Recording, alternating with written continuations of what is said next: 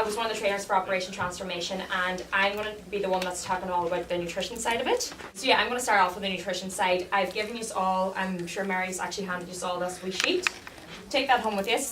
I just wrote it out there a couple of days ago. It's basically the 7 secrets that I think are the best way to maintain a good, healthy weight. So I just want to start off first. It's all about your diet. You know, you hear this whole fad about people being on diets, and you never really understand all these diets really come, they never understand the actual cause of it. It's always, they just do it with the effects. So it's all about trying to maintain a healthy lifestyle, but like balancing it out the whole time, rather than it being a whole fad that you're sticking to a diet that is, you know, it's going to somewhat end at some point. You need to slowly make these little changes into your lifestyle. So the first one is the consistency and preparation, okay?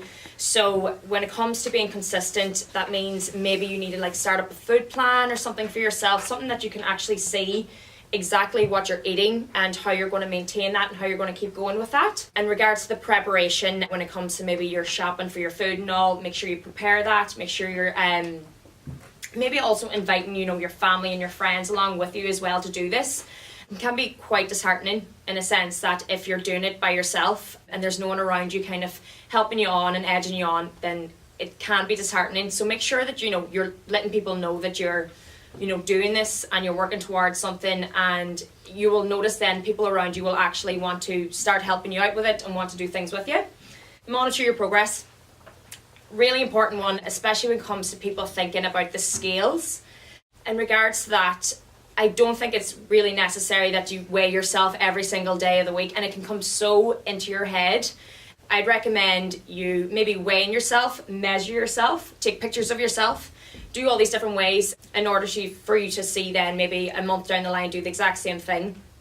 But hide the scales. I don't recommend scales at all. They only really mess with your head at some point. I'm sure everyone else has scales at the home, and you probably maybe sometimes go on them once a day, once every 3 weeks or 2 or 3 weeks or whatever. It can be very detrimental to your health and your mindset. So ditch them, okay? Or if you are going on towards it, measure yourself, weigh yourself, and take photos as well. That's the main thing. Know your vision and work for it. Everyone has a goal. And if you don't have a goal, get a goal. That might just be maybe you're going on holidays in the summertime, maybe you have a wedding coming up. Have a goal, stick to it, but make sure it's realistic, something that you can work towards. And once you get there, pick another goal, okay? And that might even be a fitness goal. It might be that you want to get a 5K done now in a couple of weeks' time, and slowly work towards that. But always set realistic goals and make sure you're able to achieve them. And once you get to one goal, keep going to the next. Number 4, do not overdo calorie counting. So this is also, I think, more for the mental aspect of it. People think that if you cut out, let's say, for example, I'm going to cut out 1,000 calories from my diet every day, I'm going to lose weight. Yeah, you might lose weight very, very quick. It'll be a quick fix, but chances are you're going to put it straight back on again. It's going to do a lot of problems to your actual metabolism. It's going to slow it down. In regards to that as well, you know, once your metabolism slows down, your cells essentially will be using up any nutrition that you have inside your body, that it'll be deprivated. So once that happens, you're going to go into starvation mode, and your cells will actually use any nutrition that they have and transfer it into fat. It sounds counterintuitive, but that's the way it is. So just be patient and be safe when it comes to, like, you know, cutting out calories, or even you know, if you want to bulk up. Be safe when it comes to, you know, take your time with it. Maybe you'll be looking for maybe half a pound, maybe 2 pounds a week, if most. And just, yeah, be patient with it, because it will take time. It is a lifestyle change, not a diet change, okay? Exercise and nutrition go hand in hand, 100%. Especially even with strength training. There's a whole fad with strength training. I think that it comes that, for women especially, they think that they're going to become bulky, or, you know, that they're going to get really big muscles. That's just not the case. Women don't have the hormones, they don't have that in their bodies to become bulky. Unless you're taking testosterone or you have some odd hormone, then you're not going to become bulky, okay? It's actually going to help tone you up more.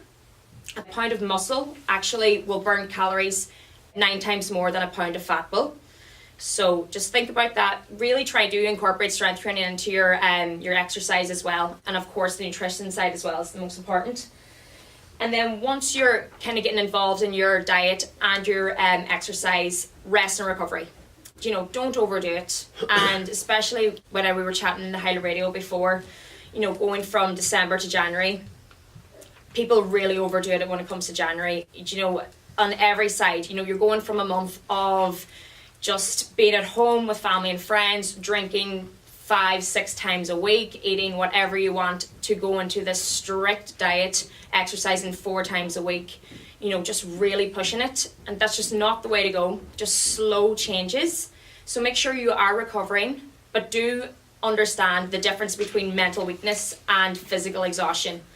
I'm sure a lot of you know the difference, and that's whenever you know, it's helpful if you have maybe a friend or family member that will actually go on this journey with you. And I thought that was actually great in regards to the Operation Transformation this year with the whole group aspect. I found it really, really good, especially with the hospital team. Like, they were so good in regards to motivating each other. We had our little WhatsApp group. You know, we were posting like pictures of our like food and stuff, and it's just helpful because you know you're on this journey with someone else. So, you know, make it known. If you're doing it by yourself, do get one of your friends or family members involved, and I'm sure they'll be more than happy to do that with you. And then last is have a positive mindset. You know, like, just be positive in the changes that you're bringing into your own body and into your own mind, because once you're positive in that, you'll put positivity in everything. You'll be positive for your meals, your exercise, towards everyone else, and hopefully a good lifestyle will come from it. So